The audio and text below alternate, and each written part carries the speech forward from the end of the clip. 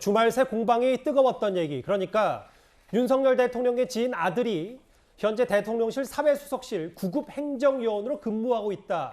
이 얘기 때문인데요. 다시 한번 공사 구분이 안 되냐 뭐 이런 야당의 공격이 나오는데 일단 권성동 원내대표의 말부터 들어보고 이 얘기 나눠보도록 하겠습니다. 선거대책위원회 대선 과정 그리고 인수위 과정에서 워낙 열정적으로 일하고 대선 기여도도 높아서 제가 추천을 한 겁니다. 일반직 공무원과 별정직 공무원의 채용 절차, 채용 방법 그리고 채용 관행에 대해서 전혀 모르는 국민들을 호도하기 위한 프레임이다. 그 9급 공무원의 아버지가 강릉시 선관위원이었다는 사실은 제가 알고 있습니다. 왜? 제가 4선 국회의원인데 그걸 모른다면 거짓말이죠. 하지만 아버지가 선관위원회라고 해서 아들이 특정 정당을 지지하거나 특정 정치인을 지지하는 것에 하지 말라는 법은 없고요. 아버지와 아들은 별개입니다. 정치 성향이 다 다릅니다. 뭐 익히 알고 계신 분들도 많겠지만 뭐 의혹의 핵심은 이겁니다. 우모 씨 대통령실 사회수석실에 행정요원으로 근무하고 있고 대선 캠프 활동했다. 아버지는 현직 강릉시 선거관리위원회다. 박성미 비서관님, 권성동 원내대표는 뭐 아버지가 선관위원장이라고 아들이 정치적 행동 혹은 어떤 특정 후보 지지하지 말란 법 있느냐 이렇게 좀 얘기를 하고 있어요. 저는 권성동 원내대표께서 왜 그렇게 좀 당당하게 말씀을 하시는지 잘 모르겠고요. 사실상 지금 국민들 눈에는 거의 뻔뻔스러워 보일 정도의 말도 안 되는 해명이었다고 생각을 합니다. 예. 사실 일단 이 건 자체를 보면 전형적인 아빠 찬스 아니냐라는 얘기가 나올 만하다라고 생각이 드는 것이 말씀으로는 선대위나 그러니까 선대본이나 아니면 인수위에서 활약을 했다. 그렇기 때문에 채용이 됐다라고 말씀을 하셨지만 사실 윤 대통령을 이 우모 씨가 삼촌이라고 부른다라는 것까지 언론에 노출이 되었고 그리고 이 인사를 직접 추천했다고 본인 입으로 밝히신 권성동 원내대표의 지역구의 선관위원이 이 우모 씨의 아버지다라는 것이 나온 상황에서 그리고 더 덧붙이자면 1,000만 원 후원금이라는 얘기까지 나온 상황에서 사실상 과연 이 인사가 정말 개인의 능력에 따른 정당한 채용이었냐라고 볼 수가 없다라고 생각을 합니다. 예. 특히 사실 이 기여도를 말씀을 하셨는데 기여한 사람이 그렇게 따지고 보면 정말 많죠. 사실 이 우모 씨의 아들뿐만 아니라 제가 봤을 때는 국민의힘의 당직자라든지 보좌진이라든지 이런 분들 역시도 선거 때 정말 많이 기여를 하셨습니다. 그런데 왜 하필 이 사람이야 했느냐라는 부분에 대해서는 사적인 인연 말고는 제가 봤을 때 강조되는 게 없다라고 보고요. 예. 그리고 엄밀히 보면 이 지역에서 봉사활동을 많이 했다. 그러니까 그 강원도 지역에서 봉사활동 많이 했다. 이런 얘기를 권성동 원내대표께서 하셨는데 예. 사실 그런 봉사를 하는 것을 보고 또 지켜보고 그의 잠재력을 봤다라고 할 수 있는 것 자체도 사적 인연을 개입하지 않고 객관적으로 볼 수 있었던 부분이냐에 대한 의문이 많이 남는 시점입니다. 예. 대통령실은 부당한 정치 공세라고 하고 있어요. 제가 한번 읽어보면 선거 캠프 초반부터 이랬다. 능력 인정받았다. 과거 검증 안 된 친인척이나 특수관계인을 채용한 것과는 구분해야 된다. 이렇게 반박을 했는데 또 글쎄요. 위법이 아니다. 법적으로 문제없다라는 그 해명보다는 오히려 이 부분이 좀 논란이 있는 것 같아요. 조 의원님. 네. 7급에 넣어줄 줄 알았는데 9급에 넣었더라. 최저임금보다 10만 원 정도 더 받는다. 공무원 시험 준비하는 그 온라인상에서는 꽤 이걸 두고 권성동 원내대표에 대한 비판이 많거든요. 네. 권성동 원내대표에게는 저부터가 쓴소리를 했습니다만 이것은 국민과 공감하지 못하는 모습 보여드렸습니다. 아하. 그리고 어떤 작다면 작은 사안을 크게 키웠습니다. 발언과 태도로서 이거는 잘못된 겁니다. 이건 저부터가 사과를 드립니다. 예. 그러나 좀 사실관계를 제가 좀 말씀드리겠습니다. 대통령실에 근무한 직원은 공채가 없습니다. 그리고 문재인 대통령이 대선 후보 때 제가 마크맨을 했거든요. 그런데 그때도 문재인 대선 후보의 대통령 당선을 위해서 많은 젊은이들이 어떻게 보면 경선 과정 때부터 무보수로 일했습니다. 윤석열 대통령도 마찬가지였죠. 그리고 그 과정에서 경선 때부터 일했던 그 많은 사람들이 검증대에 올라가서 심사를 받게 되고 어떤 다각적인 면접 같은 걸 통해 가지고 대통령실에 들어가게 되는 겁니다. 예. 저도 작년에 공보단장을 했습니다만 공보단의 16명 6개 팀으로 나눠서 제가 채용을 했습니다. 예. 그러니까 통상적으로 그렇게 채워진다는 것이죠. 공채라는 게 없습니다. 고민정 전 청와대 대변인이 이 문제에 대해서 공정과 상식을 들어서 굉장히 공격을 하고 있습니다만 고민정 의원만 하더라도 청와대 대변인을 공개 채용 시험 봐서 들어간 건 아니지 않습니까? 그렇기 때문에 이 문제는 권성동 원내대표의 발언과 태도 때문에 문제가 커진 것입니다. 그리고 또 한 가지는 예. 윤석열 대통령의 당선 그리고 윤석열 대통령의 가장 크게 거는 국민적 기대가 공정과 상식이기 때문에 이런 발언이 그만큼 논란이 크게 된다는 것이죠. 예. 그렇기 때문에 이번에 차제에 대통령실의 구성원을 재점검해서 다시는 추가적인 논란이 없어야겠다. 이 말씀을 드립니다. 그리고 건의하겠습니다.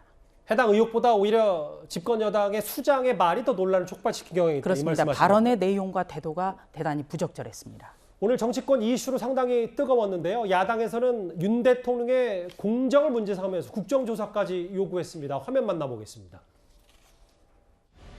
조국 전 장관의 따님 문제로 시작해서 그 수사를 했던 윤석열 대통령의 공정은 그럼 뭐였습니까?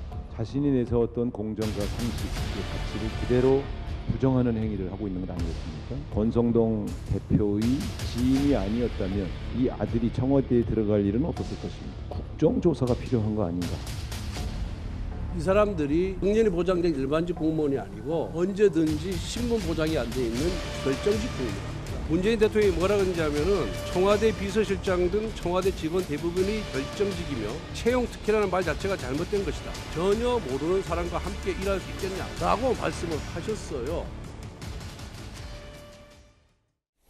그러면서 권성동 원내대표가 SNS에 이런 글을 올렸는데요. 당사자가 여기 나와 계십니다. 박성민 전 비서관님. 여기 25살 청년을 문재인 청와대에서 1급 비서관에 임명한 건 공정하냐. 낙하산. 이렇게 노력으로 성취한 구급을 감히 비판할 수 있냐라고 했는데 뭐 반론 아닌 반론을 또 박성민 비서관님께 들어야 될 것 같은데요. 많은 국민들께서 과연 같은 사안으로 똑같이 볼 수 있느냐라는 점에 대해서는 충분히 이해하실 거라고 생각하고요. 그러니까 저의 논란을 제 입으로 얘기하기는 좀 그렇지만 어떻게 보면 청년 비서관의 자리에 이제 청년이 가면서 그리고 그 비서관직이 어쨌든 굉장히 높은 자리였기 때문에 과연 이 청년이 가서 잘할 수 있느냐라는 제 개인의 자질 문제가 굉장히 컸다고 보는데 당시에도? 저는 이번 사안은 지인 찬스, 아빠 찬스 이런 사적인 인연을 공적인 자리에 등용하는 것에 문제가 있었다고 보기 때문에 이것은 완전히 다른 문제라고 봐야 한다라고 생각합니다. 그러니까 박 비서관님 말씀은 이제 본인이 당시 뭐 일단 권성동 원내대표가 낙하산이라고 주장하는 거는 1급 비서관의 자질에 뭐 부합하냐 안 부합하냐 문제인데 이거는 공사 구분 문제. 그러니까 잘 안다고. 윤 대통령이나 권성동 원내대표가 잘 안다고 하는 어떤 사람의 아들을 채용하는 게 문제다 이 말씀하신 거죠. 그러니까 사실 제가 제 아버지가 문재인 대통령의 지인도 아니셨고, 그러니까 문재인 전 대통령의 지인도 아니셨고, 그리고 제가 뭐 소위 말하는 여당 당대표의, 그러니까 그 당시 여당 당대표의 뭔가 지역구에서 특정한 역할을 하거나 지인이었기 때문에 제가 들어갔느냐. 그렇게 보면 사실 완벽히 아니거든요. 저는 당에서 어떻게 보면 공개 오디션을 통해서 당 활동을 시작을 했었고 그리고 그 과정에서 여러 가지 비판이나 뭐 지지도 받았던 문제가 있었기 때문에 그러니까 이거를 동시에 이제 같은 선상에서 놓고 얘기하는 거는 좀 적절하지 않고 결국에 이 문제는 심플하게 보면 윤석열 대통령과 권성동 원내대표 지인의 그러니까 절친한 지인의 아들이 지금 대통령실에서 근무를 한다라는 거거든요. 그리고 거기에 이어서 후원금 1,000만 원 논란까지 있는 거란 말입니다. 그러니까 이것을 보면 당연히 지인 찬스다, 아빠 찬스다, 그리고 대통령실이라는 공적인 공간을 너무 개인의 사적인 지인들로 채우는 거 아니냐라는 비판은 사실 이번 인사로 크게 터져나온 것이지 이 이전에 인사비서관의 부인이 나토에 동행한다거나 아니면 육촌 친척이 근무한다거나 이런 얘기가 계속해서 나오면서 인사가 너무 사적으로 쓰이고 있는 거 아니냐라는 얘기가 알겠습니다. 계속 나온 것입니다. 뭐 일부 온라인에서는 글쎄요. 뭐 웃자고 올린 거겠지만 공무원 합격은 권성동 아니냐 뭐 이 얘기까지 나와서 구정차장 박성 비서관이 옆에 있긴 한데 그 얘기가 납득은 되시는 주장이라고 생각하는지 어떻게 받아들이십니까? 글쎄 바로 옆에 두고 얘기하기도 그렇긴 한데 어려운 질문을 제 직업이 그거였어요. 그런데 이제 이 발탁 인사와 추천 인사의 차이인데요. 청년에게 청년의 문제를 스스로 해결하라고 박성민 비서관을 발탁한 뜻은 취지는 굉장히 좀 좋았다고 봅니다. 그런데 이제 그 능력을 잘 해냈느냐 그렇지 않느냐 이제 결과를 가지고 예. 평가를 하는 문제인 것 같고요. 지금 이 권성동 의원의 어떤 이제 추천의 문제는 인사 시스템이 과연 공정했느냐, 인사 시스템이 과연 상식에 부합했느냐, 이것에 부합하지 않았다라는 이 따가운 국민의 어떤 질책이 있기 때문에 지금 논란이 되고 있는 것 같습니다.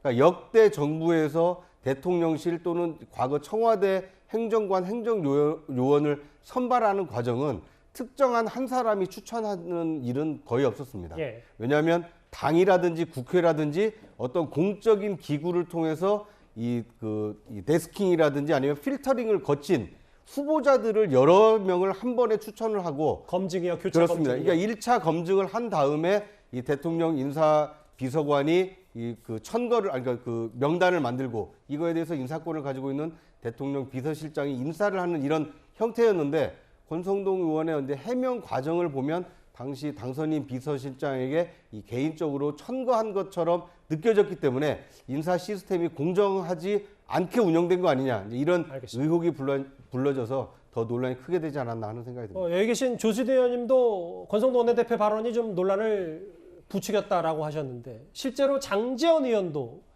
최근에 두 사람 점심 먹고 다시 좀 브라더 하면서 화기애애해진 줄 알았는데 거친 표현 삼가야 된다고 했어요. 이현정 의원님 어떻게 받아들이십니까? 그러니까요. 참 3일 전에 브라더하고 잘 밥 먹었는데 3일 뒤에 저렇게 공개적으로 한다는 것은 저 참 깜짝 놀랐습니다. 그러니까 조신 최고위원도 이야기했는데 작은 문제를 더 큰 문제로 지금 오히려 이 문제가 사실 이 논란보다 오늘 저는 이 문제가 더 사실은 권력 내부 입장에서 볼 땐 더 큰 문제로 부각되고 있는 것 같습니다. 참 국민의힘은 희한한 능력을 갖고 있어요. 작은 문제를 크게 만드는 능력을 갖고 있는 것 같습니다.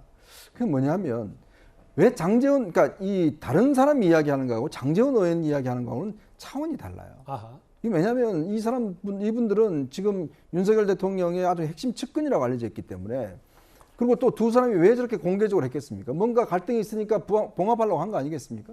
근데 장제원 의원이 아주 대놓고 이제 당 직무대행을 저렇게 비판한 거거든요. 이렇게 되면 당내 내부에 굉장히 뭔가 균열상이 있구나라는 게 노출되고 있고 과연 그러면 장제원 의원이 혼자 저렇게 이야기했겠냐 그런 또 의문도 있는 거거든요. 그렇다면 장제원 의원이 저렇게 이야기하기에는 예를 들어서 윤석열 대통령이 뭔가 불만을 토로했으니까 장제원 의원이 저렇게 이야기한 거 아니냐는 또 그런 상상력을 발휘할 수 있는 거예요. 예. 자, 그게 어떤 면에서 보면 이 채용 문제부터 시작해서 이게 공정의 문제로까지 갔고 이게 권력 내부의 갈등 문제로까지 점점점 커지고 있는 참 희한한 현상입니다. 대통령실 얘기도 한번 집중해 봤습니다. 이 얘기는 여기까지고요. 그러면 지금까지 들어온 여러분들의 목소리를 만나보겠습니다. 첫 번째 댓글입니다. 지난 5년 동안 무슨 일이 있었는지 끝이 없네요 라고 하셨고요. 예. 인권은 어디로 갔나요? 강제 북송 영상 공개 말씀하시는 것 같아요. 인권만큼이나 민생도 중요합니다. 민생 서민 경제 중요하다고 하셨습니다. 예, 맞습니다. 예. 세상 무섭다 이래서 자식 키우기 너무 무섭다라고 하셨고요. 마지막 볼까요? 도어 스태핑 좋지만 좀 더 정제돼서 했으면 좋겠어요. 윤 대통령에게 이런 조언도 하셨습니다. 오늘 댓글 5개 모두 감사드립니다.